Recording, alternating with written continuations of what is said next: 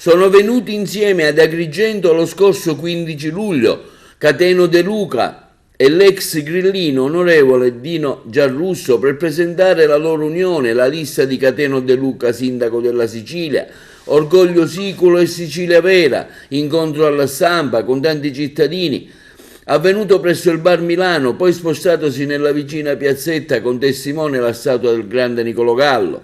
Tanti curiosi e gli attivisti che hanno presenziato i loro discorsi.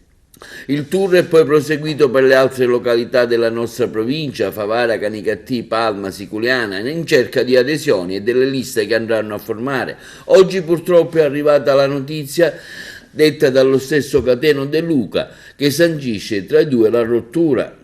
È finita troppo presto tra Dino Giarrusso e Cateno De Luca per concorrere alle prossime elezioni regionali dell'isola. I due, ex sindaco di Messina e l'altro Iena, ex grillino, quindi non sono più alleati nel progetto Sud chiama Nord.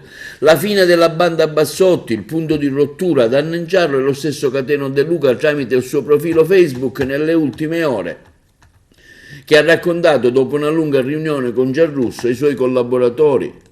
Sono emerse diversità di vedute, spiega il leader di Sicilia Vera. Alla fine io ho sbottato, per me la strada si conclude qui perché la banda Bassotti si combatte sul capo e soprattutto nel proprio territorio, cioè ognuno di noi ha una provenienza e ovviamente per quelle che sono le candidature all'uninominale bisogna farle connesse a quelle che sono le provenienze. Su questo punto non ci siamo trovati più, capita nulla di male né di strano, continua De Luca, capitano le divergenze in politica, prima che si verificano cose più eclatanti preferisco interrompere qui il percorso. Per Cateno De Luca continua la marcia verso Palazzo d'Orlean e sempre a mezzo social rilancia il doppio progetto regionale e nazionale annunciando che partirà al più presto l'organizzazione per le candidature anche nella Calabria.